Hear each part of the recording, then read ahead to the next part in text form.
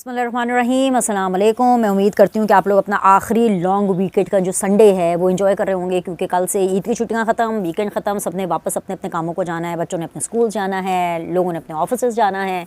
So I am sure कि आप लोग आज का दिन ना सिर्फ एंजॉय कर रहे होंगे, बल्कि कल जो वर्क वीक और वर्क का जो आगाज़ होने वाला है, बैक टू नॉर्मल रूटीन का, आप उसके लिए भी पूरी तैयारी कर रहे होंगे। हमारी तो रूटीन वही थी, ईद पर भी वही रूटीन थी, आपसे मुलाकातें भी की और यहाँ से बैठ कर के हमने लंदन से अपने जो हैं कुछ शोज़ जो मैं अपने टेलीविज़न शो के लिए करती हूँ 7 बजे, वो भी हमने किया। वही रूटीन मेरी जारी रहेगी, क्योंकि अभी मैंने कुछ आखिरी दिन और मैंने लंदन में गुजारने हैं।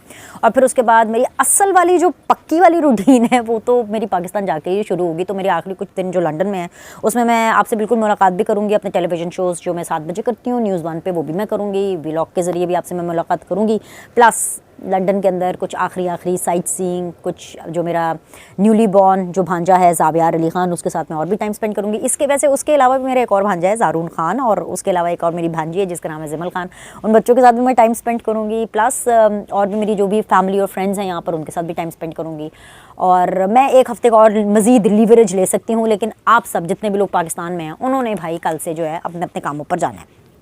तो आप अपनी लाइफ आगे बढ़ाइए, मैं अपनी लाइफ आगे बढ़ाऊंगी जिस तरह मैंने अपनी वीडियो को आगे बढ़ाना है। मौसम की आज मैंने आपको अपडेट नहीं दी। आज तो मौसम की अपडेट बहुत ज़्यादा ज़रूरी है, क्योंकि आज का जो मेरा वीडियो है, जो मेरी पूरी जो वीलॉग है, वो मौसम के एतबार से ही सारा बेस करता है। सियासी मौसम के ऊपर तो ज़ाहिर बात है हम हमेशा ही बात करते हैं, लेकिन इसके अलावा और भी बहुत से मौसम हैं जिसके ऊपर मैंने बात करनी है। तो आज हवा इतनी नहीं चल रही है थोड़ी थोड़ी, पर हवा इतनी नहीं चल रही, पर येस, क्योंकि यहाँ पे पोल्यूशन कम है ना बरतानिया में, तो जो सनलाइट है उसमें बैठने का और धूप सेकने का यहाँ पर जो है मज़ा वो बिल्कुल अलग है। और टेम्परेचर आपको पता है कि थोड़ी सर्दी है। देखिए अभी मैंने स्वेटर पहने में, हमें तो भाई लगती है सर्दी, सीधी सी जो बात है। अभी वैसे तो स्प्रिंग है, लेकिन मेरे लिए स्प्रिंग भी जो है वो लंदन का वो सर्दी के ही बराबर है। हमें तो सर्दी लगती है भाई। लेकिन आज शाम में बाय द टाइम कि मैं वीडियोस कर लूँगी और जब मैं बाहर लंदन घूमने फिरने के लिए जाऊँगी, तो मुझे बताया जा रहा है, वेदर फोरकास्ट है कि थोड़ा क्लाउडी भी और बारिश होगी, फिर टिप टिप बरसा पानी होगा और फिर हमें खूब सर्दियाँ लगनी है, फिर इसके ऊपर हम कोट भी पहन लेंगे।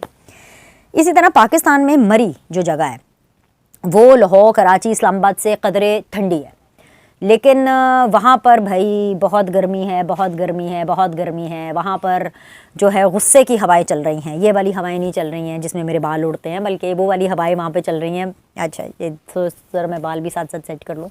ये वो वाली हवाएं वहाँ पर चल रही हैं मरी में कि गुस्से की हवाएं हैं और एक्शन की हवाएं हैं। क्योंकि मैंने आपको बताया था ना पिछली वीडियो के अंदर कि नवाज शरीफ साहब और मरीम नवाज़, यानी the chief minister of Punjab, वो मरी में हैं और मरी में उन्होंने एक इजलास किया और अभी उनका 4 दिन का ये स्टे है, और जिसमें 2 दिन गुजर चुके हैं, 2 दिन और हैं। तो उन्होंने जो इजलास किया, उस इजलास के अंदर उन्होंने बड़े अहम फैसले किए। मरीम नवाज़ का जो मीटर है ना वो घूम गया। असल में ना मरीम नवाज़ के अंदर भी ना एक बीनर सलीम है। तो जब मीटर सटक जाता है तो मीटर सटक जाता है।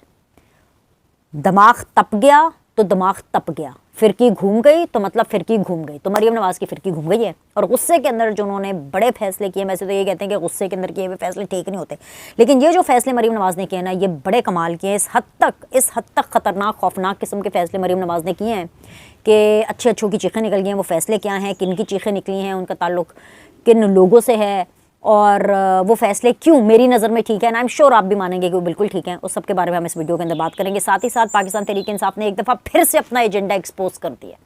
फिर से पाकिस्तान तहरीक इंसाफ ने अपना मकसद एक्सपोज कर दिया है कि वो किस मिशन पर है, किस राह पर हैं। उसके बारे में भी मैं आपको बताऊँगी। ये देखिए कोयल की आवाज़ें आ रही हैं, परिंदों की आवाज़ें आ रही है। अच्छा लगता है यार, मतलब कभी कभी ना नेचर आपको इतनी अट्रैक्ट कर रही होती है कि मुझे तो बड़ा ही अच्छा व्यू लग रहा होता है। एनीवेज खैर, इसके अलावा जी पीटीआई वालों को पेट में दर्द हो रही है और सर में भी दर्द हो रही है, और उसकी वजह यह है कि जी आर्मी चीफ साहब की एक ऐसी वीडियो आई है जिसके अंदर ना सिर्फ आर्मी चीफ साहब को वो देख सकते हैं, जनरल आसिम मुनीर साहब को, बल्कि सुन भी सकते हैं। वो ऐसा मोटिवेशनल स्पीकर जो है वो पुलिस वालों से खिताब हो रहे हैं। ठीक है, इस वीडियो के अंदर कोई सस्पेंस नहीं है, लेकिन मसला ये है कि उनके पेट ख़राब हो गए वीडियो देख के यूथियास के, और उनके दिमाग तो पहले ख़राब थे कि हाँ भाई जनरल आसिम मुनीर की हमने आवाज़ क्यों सुन ली, जनरल आसिम मुनीर जो है वो पुलिस वालों को क्यों मोटिवेट करे। उन्होंने तो खैर मोटिवेट का लफ्ज़ नहीं इस्तेमाल किया, उन्होंने तो ये कहा कि जी वो क्यों पुलिस वालों के अंदर जो है वो इंटरफेरेंस कर रहे हैं। ठीक है, इस सब की तफसीलात जो है वो मैं आपको बताऊंगी। तो मरीम नवाज़ से हम शुरू कर लेते हैं। मरीम नवाज़ ने एक इजलास किया, इसका ताल्लुक जो है वो बहावल नगर वाक़े के साथ है। आप लोग को पता है, जितने लोग अभी मेरी वीडियोज़ को और मेरे यूट्यूब चैनल को फॉलो कर रहे हैं, आप लोग को पता है कि मैंने बहावल नगर वाक़े के ऊपर अभी जो है इतनी ज़्यादा बात नहीं की है। और उसकी वजह यह है क्योंकि पता ही नहीं है ना, मतलब कि हक़ाइक़ क्या है पता नहीं है। तो ऐसे में बैठ करके बड़ी बड़ी हाँक दूँ जी पुलिस ने ये किया और फ़ौज ने ये किया। अब जितने मुँह उतनी बातें हैं। लोग कहते हैं कि जी पुलिस वाले जो हैं वो बेचारे बड़े हैं, फ़ौजियों ने जी खूब अपना असर रसूख इस्तेमाल किया। कुछ लोग कहते हैं कि जी जो पुलिस वाले हैं उन्होंने फ़ौजियों के ऊपर क्रैकडाउन कर दिया। ठीक है, पुलिस स्टेशन के अंदर क्या हुआ, पुलिस स्टेशन के अंदर नंगा किया गया, प्राइवेट पार्ट्स के ऊपर जो है वो टॉर्चर किया गया। एक तो ये चली चीज़ बड़ी जो चल जाती है, उसके ऊपर बात हो रही है। फिर जी ख़वातीन को उठा के पुलिस थाने में लेके गया और ख़वातीन को हरासा किया गया, उनको जो है हरास हुआ और उनको बड़ी परेशानी हुई और उनको हब्से बेजा में रखा गया, वो जैसे कहते हैं। अब जितने मुँह हैं उतनी बातें, और फिर पता है कि ऐसी बातें सुन कर, ऐसी चीज़ें देख कर ना आपका खून भी खौलना शुरू हो जाता है। लेकिन एक बात बिल्कुल क्लियर है, वो ये है कि कौमी यूथ ने और पाकिस्तान तहरीक इंसाफ ने इस पूरे वाक़े के ऊपर जो बहती गंगा में हाथ धोया ना, और गंदा हाथ धोया, इतना गंदा हाथ धोया है कि उन्होंने तो अपनी साइड बता दी। इन्वेस्टिगेशन हो इन्वेस्टिगेशन ना हो, पीटीआई ने बता दिया कि भाई वो तो पुलिस के साथ खड़े हैं, क्योंकि पीटीआई को लगता है कि जो पुलिस है वो बेचारे मुतासरीन है।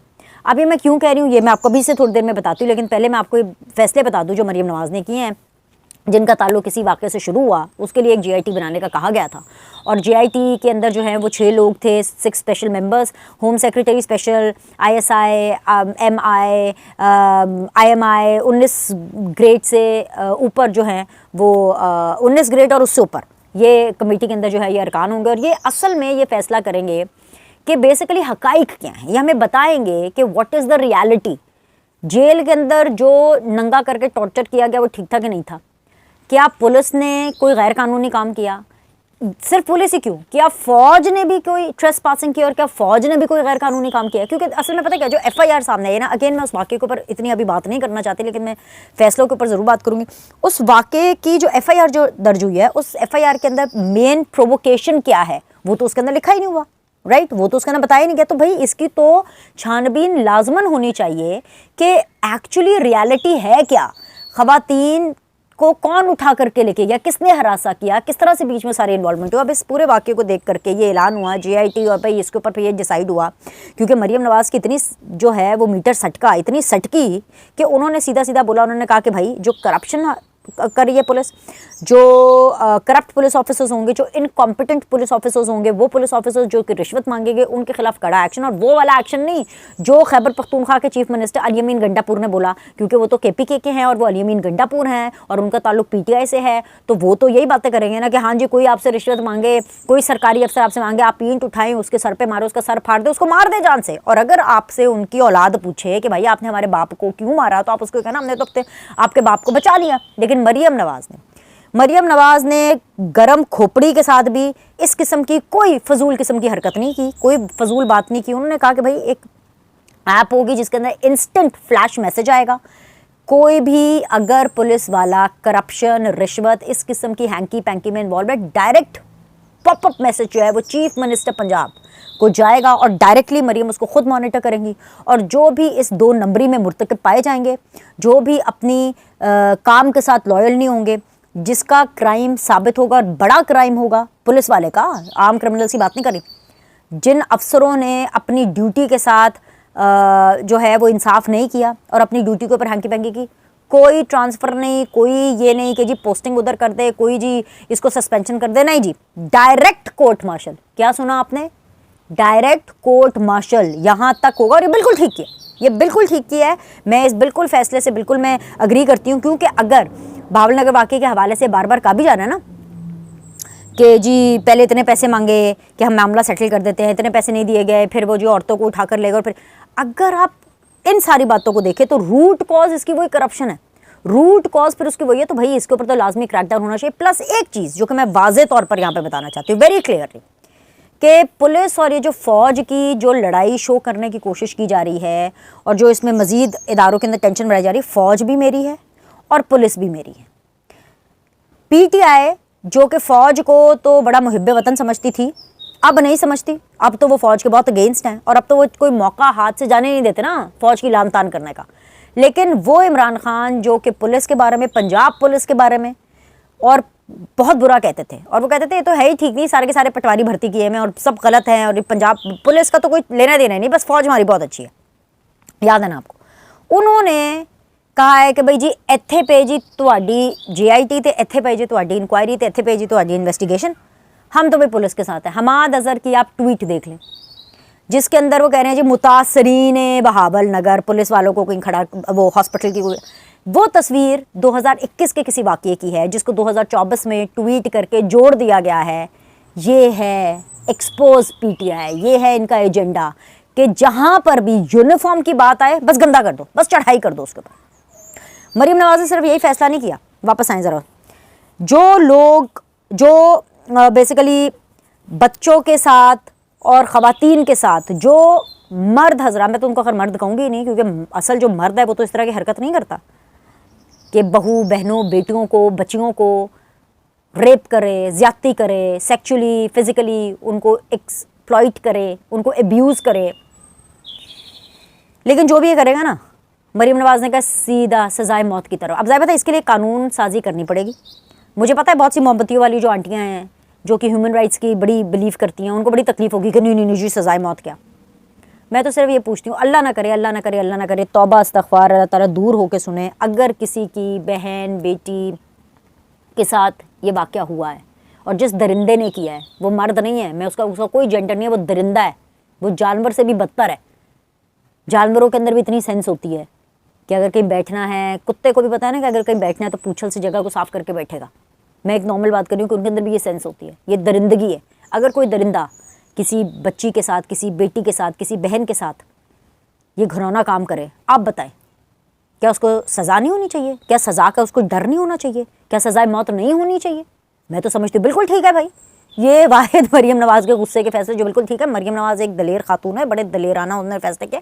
मैं दुआ करती हूँ और मैं उम्मीद करती हूँ कि ना सिर्फ मरीम नवाज़ ने जो तमाम मीटिंग के अंदर जो बातें की हैं, ना सिर्फ इनको वो फॉलो अप करेंगी, पक्का देखेंगी कि ये इनके ऊपर अमल पैरा होता है, बल्कि कानून साजी करेंगी और कानून साजी करवाएंगी और इंश्योर करेंगी कि उस कानून साजी के ऊपर होने के बाद इम्प्लीमेंटेशन भी हो, और इस पूरी चीज़ के ऊपर, ये GIT हो, ये करप्शन हो, ये कोर्ट मार्शल वाली चीज़ हो, ये सज़ाए मौत वाली चीज़ हो, ये जितने भी इक़दामात जो मरीम नवाज़ ने अनाउंस किए हैं मरी के अंदर, मरी के ठंडे मौसम में गर्म खोपड़ी के साथ, गर्म दिमाग के साथ, मैं इनके ऊपर मरीम नवाज़ को ना सिर्फ शाबाश दूंगी बल्कि मैं ये कहूँगी कि कदम बढ़ाइए मरीम नवाज़, हम आपके साथ हैं। ये देखें ना, ये पता चलता है, ये पंजाब की चीफ़ मिनिस्टर और वहाँ पर अली अमीन गंडापुर जो KPK की चीफ़ मिनिस्टर, जी इट पट फड़ो ते जी मार दो ते सर फाड़ दो, ये कोई तरीका है भाई? आपने आवाम को इस सज़ा जज़ा का आपने क्या बताना है लोग को कि सही और गलत क्या? आपने तो लोगों को कह दिया कि जो आपको समझ में आता है, आपने मारना है मार दें, आपने कत्ल करना है कर दें। भाई ये क्या है? What is this behaviour? और PTI वाले तो इसको भी डिफेंड कर रहे थे। अब आ जाए जी वो जो मैं हमाद अज़हर वाली बात कर रही हूँ, ये जो ट्वीट के ऊपर उन्होंने लिखा है जी मुतासरीन बहावल नगर, मुझे तो समझ नहीं आती कि इन लोगों को शर्म नहीं आ रही है कि ये तो कोई मौका हाथ से जाने नहीं देते। फिर ये हमें कहते हैं कि जी क्योंकि हम एंटी इस्टेब्लिशमेंट है, यानी क्योंकि PTI एंटी इस्टेब्लिशमेंट होते हैं तो इसलिए PTI के साथ जो कुछ हो रहा है वो इसलिए हो रहा है क्योंकि PTI एंटी इस्टेब्लिशमेंट है। भाई आप लोग के साथ क्या हो रहा है? मुझे तो तरस फ़ौज पे आ रहा है। फ़ौज बेचारी ने तो भी कुछ किया ही नहीं। हाँ जी बेचारी, बिल्कुल आपने सही सुना, फ़ौज ने तो कुछ नहीं किया। फ़ौज अगर करना चाहे तो PTI इमरान खान जैसे नासूर का 1 मिनट के अंदर क्या कला कमा नहीं कर सकती? क्या उनको उनकी जगह पर नहीं रख सकती? बिल्कुल कर सकती है। हमने देखा माजी के अंदर नवाज शरीफ के साथ क्या किया गया, किस तरह वज़ीर-ए-आज़म हाउस से निकाला गया। फ़ौज को वज़ारत-ए-उज़्मा से निकालना भी आता है, जेलों में घुसवाना भी आता है, जेलों में तकलीफ भी। ये क्या नवाज शरीफ को ऐसी जेल मिली थी जो इमरान खान को मिली है? क्या मरीम नवाज़ को ऐसी जेल मिली थी जो इमरान खान को मिली है? मुझे एक सियासतदान का बता दें, मुझे भुट्टो से शुरू हो जाए। भुट्टो, बेनज़ीर, आसिफ अली जरदारी, नवाज शरीफ, मरीम नवाज़, शहबाज शरीफ, पूरी लाइन है। क्या उनको ये वाली जेल मिली थी? बताए मुझे। उनके जो आर्मी चीफ थे ना, वो जनरल आसिम मुनीर नहीं थे। ये इमरान खान की खुशकिस्मती है कि ये जिस दौर में हैं वो जनरल बाजवा, जनरल फैज़ हमीद का दौर नहीं है, ये जनरल आसिम मुनीर का दौर है। इसीलिए ये मुंह फाड़ के जो बोलना चाहते हैं बोल सकते हैं। इसलिए दिल खोल कर ये ट्वीटें कर रहे हैं, गलत ट्वीटें कर रहे हैं इनके लीडर। इसलिए ये जनरल आसिम मुनीर को कहीं पर भी बोलता हुआ देखते हैं, बात करते हुए देखते हैं, ऊंची क्यों बोला, नीचा क्यों बोला, ऊंची सांस क्यों ली, नीची सांस क्यों ली, इस मीटिंग में क्यों गए, उस मीटिंग में क्यों गए, पुलिस से क्यों बात की, फौजी से क्यों बात की, शहबाज शरीफ से क्यों बात की, मोहसिन नकवी से क्यों बात की, जरदारी से क्यों बात की, इमरान खान से क्यों बात नहीं की, यानी कि आटा गुंदी हिल्दी क्यों हैं। इन्होंने तो जनरल आसिम मुनीर साहब के साथ इतनी प्रॉब्लम क्रिएट करी है और इतना उनको दीवार से लगाने की कोशिश की है, मतलब वो तो सामने आकर बता भी नहीं सकते कि उनके साथ क्या क्या हुआ है। ISPR ही बताएगा ना आपको। क्या जनरल आसिम मुनीर साहब आके बता सकते हैं आपको? नहीं बता सकते। और ये इसी चीज़ का फ़ायदा उठा रहे हैं। ISPR अब आपको क्या क्या बताए आके, क्या क्या बताए कि वो जी आर्मी चीफ साहब की एक वीडियो क्या आ गई कि जी वो पुलिस वालों को मोटिवेट कर रहे हैं, उसको भी इसी वाक़े के नज़र पुलिस वर्सेस फ़ौज के नज़र जोड़ दिया कि देखे जी ये आर्मी चीफ पुलिस वालों को काम के अंदर इंटरफेयर क्यों कर रहा है, पुलिस अलग इदारा है, आर्मी अलग इदारा है। ओ भाई, जल गई इनकी, नीचे से ऊपर तक इनकी जल गई, पेट ख़राब, सर ख़राब, दिल ख़राब, ज़बान ख़राब, हर चीज़ इनकी ख़राब हो गई, क्योंकि ये तो जनरल आसिम मुनीर की आवाज़ नहीं सुनना चाहते थे। आवाज़ को क्या मतलब, आवाज़ तो दूर की बात है। ये तो जनरल आसिम मुनीर को आर्मी चीफ नहीं बनाना चाहते थे, वो दूर की बात है। ये तो जनरल आसिम मुनीर को आर्मी चीफ क्या, ये तो उनको फ़ौज में ही नहीं रहने देना चाहते थे। जब जनरल आसिम मुनीर ने इनको फाइलें दी, जब फाइलें तैयार हुई कि जी फराग होगी, पिंकी पीरनी, उस्मान बुज़दार, ये वसीम अकरम प्लस ये जो बंटी बबली का जो टोला है फराग, पिंकी और ये जो उस्मान बुज़दार का की जो तिगड़ी है और ये जो उनका टोला है, ये इमरान खान की छतर छाया उनकी नाक के नीचे क्या क्या कुछ कर रहा है। जब फाइलें पहुंची तो इमरान खान ने बोला कि भाई, इमरान खान साहब ने बोला कि जी छोड़ें छोड़ें छोड़ें, निकालें इनको, चले, मुझे तो चाहिए ही नहीं है, मुझे तो ये चाहिए ही नहीं। लेकिन अभी तक फ़ौज में वो दिन नहीं आए हैं कि एक सिविलियन की चाहत और मंशा के ऊपर, इमरान खान साहब की चाहत और मंशा, सिविलियन भी छोड़ें, एक इमरान खान की चाहत और मंशा के ऊपर जो है वो अपनी अपॉइंटमेंट्स, पोस्टिंग, ट्रांसफ़र्स को जो है वो बेस करें। ठीक है ना, वो कहते हैं ना, मरा हुआ हाथी भी कोई 1.25 लाख का होता है। इतने भी बुरे दिन फ़ौज के नहीं आए हैं। ठीक है भाई, इनके साथ वो सब कुछ नहीं हो रहा। जनरल आसिम मुनीर साहब और इस वक्त की जो फ़ौज है वो इमरान खान और PTI के साथ वो सब कुछ नहीं कर रही है जो माजी में नून लीग और पीपल्स पार्टी के साथ किया गया था। तो इसका लेकिन ये मतलब नहीं है कि जो चाहेंगे कि ये वो कर लेंगे। अभी क्योंकि जनरल आसिम मुनीर साहब ने वो कोई वीडियो वायरल हुई कि जी वो पुलिस वालों को बता रहे थे कि जी आप रियासत की जंग लड़े हैं, अल्लाह तुम लोग के साथ है, अल्लाह की जंग है, तो लिहाजा अल्लाह तुम लोग का साथ देगा, क्योंकि उनको मोटिवेट कर रहे हैं। इसको भी उन्होंने जी उसके साथ आकर के जोड़ दिया। तो मुद्दा इनका ये है और मसला इनका ये है कि इनको अपना तो कुछ पता नहीं है, आपस में अपने बेंचेस में क्या गंद खुल रहे हैं उससे इनको कोई लेना देना नहीं है। लेकिन हाँ जी, जनरल आसिम मुनीर की आवाज़ क्यों सुनाई दे दी हमें, बस ये, इनको बस एक मौका चाहिए। एक वाक़या क्या हो गया उसको सच जानने बगैर, और लोगों को सच जानने भी नहीं देना, उसके ऊपर पहले से प्रोपेगेंडा कि जी पुलिस ठीक है, फ़ौज गलत है। तो इसी को सारा कुछ लेकर के ये एक दफ़ा फिर से बेहरा रवि का शिकार आवाम को करना चाहते हैं। अपनी इनकी ये हालत है कि इकट्ठे सारों ने, पूरे टब्बर ने इकट्ठे मिल करके एहतजाज, धरना, जलसा किया ऑपोजिशन के, और उसकी मैं आपको वजह भी बता देती हूँ। फ्लॉप तरीन था। एक तो आपस में लड़ मर गए, और आपस में क्या लड़ रहे हैं कि मौलाना फजलुर रहमान को कह रहे हैं कि डीज़ल डीज़ल डीज़ल, और मरवत साहब ने कहा कि यार अभी तो डीज़ल ना को भाई, अभी तो हमारी दोस्ती चल रही है, मतलब कि किसी को इज़्ज़त भी देनी है ना तो वो भी अपनी कन्वीनियंस पे देनी है, क्योंकि अभी मौलाना साहब के साथ अच्छे ताल्लुकात चल रहे हैं और अभी हमारा इत्तेहाद चल रहा है। तो भाई अभी आप उनको डीज़ल ना बोलें, जब हमारा इत्तेहाद ख़त्म हो जाएगा, जब हमारी उनके साथ नहीं बनेगी, फिर आप उनकी ऐसी तैसी फिर सकते हो। तो भाई वहाँ मौलाना को गालियाँ पड़ रही हैं। अब जब ये मरवत साहब की ये रीज़न सुनी, जब PTI की ये लोगों की ये रीजनिंग सुनी, तो जो मौलाना साहब के भी जो फॉलोवर्स थे भाई, वो कहाँ सुनते हैं डीज़ल डीज़ल, ऐसे ही वो थोड़ी ना सुनेंगे। उन्होंने भी जो है उनके पीछे मरवत साहब को गालियाँ देनी शुरू कर दी, कौमी यूथ को गालियाँ देनी शुरू कर दी, इमरान खान को गालियाँ देनी शुरू कर दी। और जलसे के हवाले से मैं आपको क्या बताऊँ कि भाई आप देखने जाएँ सलमान खान की फ़िल्म, अभी ये लंदन में ये फ़िल्म लगी हुई है, करीना कपूर की, तब्बू एंड कृति सानन की, क्रू। अब आप फिल्म देखने जाएं क्रू, और आप इसलिए जाएं कि आपको तब्बू देखने को मिलेगी या आपको करीना कपूर देखने को मिलेगी, आपको दिलजीत के गाने सुनने को मिलेंगे हैं। लेकिन जब आप फिल्म का टिकट लेके जाएं, फिल्म के अंदर जाएं, तो आपको पता चलेगा हैं फिल्म में तो करीना है ही नहीं, या ये तो कोई और फिल्म है, इसमें तो गाना ही नहीं है, इसमें तो दिलजीत के गाने ही नहीं है। तो मुझे बताएं उस फिल्म का क्या हाल होगा, डब्बा ही होगी ना। उसी तरह उस जलसे का क्या हाल होगा कि जहाँ पर लोग जा रहे हैं कि जी प्रॉपर उन्हें हार्ड कोर इमरान खान सोच और वो यूथियाप्पा देखने को मिलेगा। मुझे बताएं क्या। तो लेकिन इसका मकसद ये है, क्योंकि 9 मई के हवाले से ये जो थोड़ी ईदियाँ दी गई हैं ना, अब वो सिलसिला थोड़ी देर के लिए रुकना है और अब ज़रा रगड़ा लग रहा है।